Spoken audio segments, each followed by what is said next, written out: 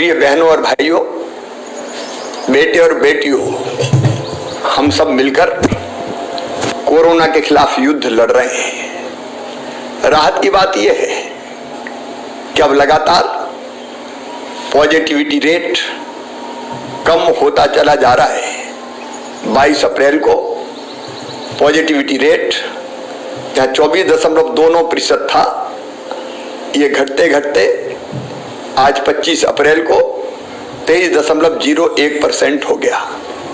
एक और राहत की बात है कि अब जहाँ संक्रमित होने वाले भाई और बहनों की संख्या लगभग स्थिर है, 13,000 के आसपास बनी हुई है, वहीं स्वस्थ होकर घर जाने वाले भाई और बहनों की संख्या तेजी से बढ़ी है। 19 अप्रैल को ये संख्या 6,836 थी, 25 अप्रैल को बढ़ के 11,324 हो गई। लगातार स्वस्थ होने वालों की संख्या बढ़ रही है, रिकवरी रेट हमारा बढ़ता चला जा रहा है, लेकिन अभी लंबी लड़ाई बाकी है। और याद रखिए, ये जो रिकवरी रेट बढ़ी और पॉजिटिविटी रेट कम हुआ, इसका सबसे बड़ा कारण है आपका सहयोग। कोरोना कर्फ्यू, कोरोना से लड़ाई घर के बाहर निकल के नहीं जीती जा सकती। कोरोना से लड़ाई हम घर पर रहकर ही जीत सकते हैं। हम घर पर रहे, इसलिए संक्रमण की दर अब घटती ओर है। आप सबसे मैं निवेदन करना चाहता हूं, ये सहयोग लगातार आवश्यक है। धैर्य और संयम से हमको इस लड़ाई को लड़ते रहना है। मेरी प्रार्थना है कि हमारे गांव में अगर किसी मोहल्ले में कुछ घरों में संक्रमण है तो एक माइक्रो कंटेनमेंट एरिया बना दीजिए। उस इलाके को अलग करके वहां रहने वाले भाई बहनों की आवश्यकता हम घरों में पूरी कर देंगे, लेकिन वो वहां से बाहर ना निकले, ताकि संक्रमण को फैलने से हम रोक सकें।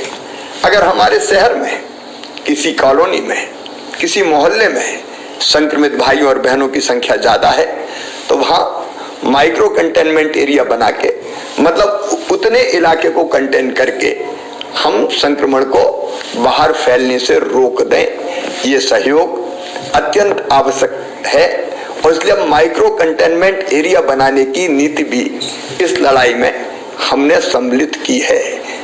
मेरे प्रिय बहनों और भाइयों, जब हमारा कोई परिजन संक्रमित होता है तो मन में तकलीफ और व्यथा होना बहुत स्वाभाविक है, लेकिन कई बार ये देखा गया है कि बड़ी संख्या में पॉजिटिव पेशेंट के साथ परिजन अस्पताल आते हैं।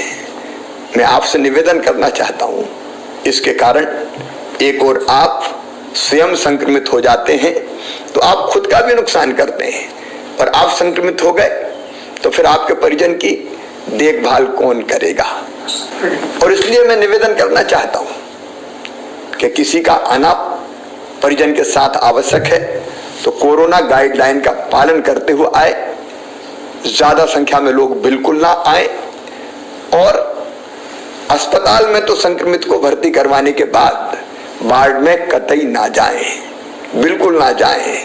आप अगर कोरोना पॉजिटिव पेशेंट्स के वार्ड में अंदर जाएंगे तो आप स्वयं संक्रमित हो जाएंगे। इससे संकट और बढ़ेगा और गहराएगा। इस समय हमको संक्रमण बढ़ाने में योगदान नहीं करना, संक्रमण रोकने में योगदान करना है। हर संभव प्रयास हम कर रहे हैं व्यवस्थाएं बनाने का। कई बार जब बड़ी संख्या में संक्रमित भाई बहन आते हैं तो व्यवस्थाएं छोटी पड़ने लगती है, तकलीफें स्वाभाविक है, मेरा मन भी बहुत व्यथित होता है, लेकिन इसके बावजूद हम पूरी ताकत से व्यवस्था बनाने में लगे। हर संभव प्रयास हम कर रहे हैं व्यवस्थाएं बनाने का। कई बार जब बड़ी संख्या में संक्रमित भाई बहन आते हैं तो व्यवस्थाएं छोटी पड़ने लगती है, तकलीफें स्वाभाविक है, मेरा मन भी बहुत व्यथित होता है, लेकिन इसके बावजूद हम पूरी ताकत से व्यवस्था बनाने में लगे हुए हैं। ऑक्सीजन की आपूर्ति लगातार बनी रहे, बढ़ती रहे, इसका हर संभव प्रयास जारी है। माननीय प्रधानमंत्री जी का, भारत सरकार का इसमें पूरा सहयोग मिल रहा है। अब तो वायुसेना के विमानों से खाली टैंकरों को गंतव्य तक भेजा जा रहा है, जामनगर हो या दूसरे स्थान हो, ताकि वहां पहुंच जाए, जल्दी समय बचे और वहां से भर के फिर बाय रोड आ जाए। रेमडेसिविर इंजेक्शन उपलब्ध कराने के हर संभव प्रयास जारी है। ऑक्सीजन रेल से भी आए, इसकी व्यवस्था भी हमने की है। हम कोशिशों में कोई कमी नहीं छोड़ेंगे, लेकिन इसके बाद भी अगर असुविधा होती है तो मैं क्षमा चाहता हूं। कोई कसर व्यवस्था बनाने में नहीं छोड़ेंगे। हम सब मिलकर लड़ेंगे और इस लड़ाई को जीतेंगे। एक तरफ जहां हम सब मिलकर महामारी से लड़ रहे हैं, वहीं दूसरी तरफ इन कठिनाइयों वाले समय में आपका जहान भी चलता रहे, इसकी कोशिशें भी हम लगातार कर रहे हैं।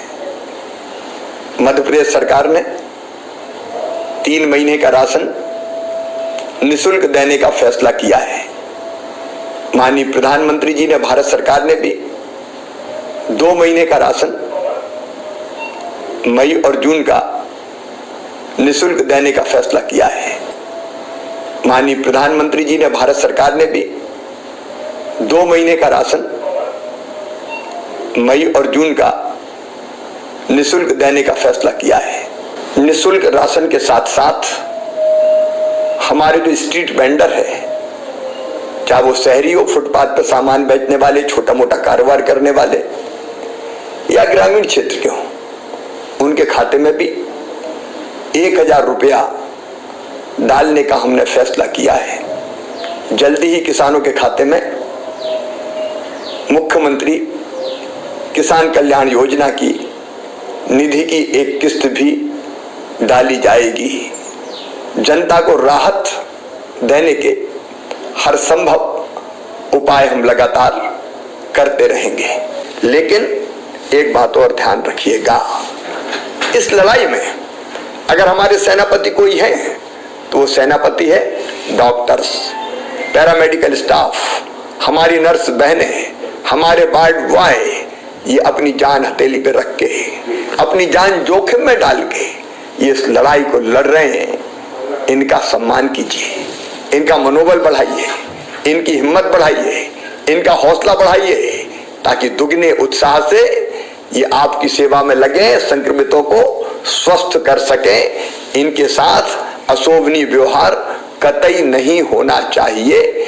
आइए मेरे बहनों और भाइयों, मिलके हम इस लड़ाई को लड़े।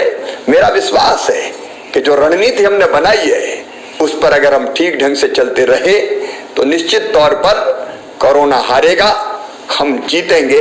बहुत बहुत धन्यवाद।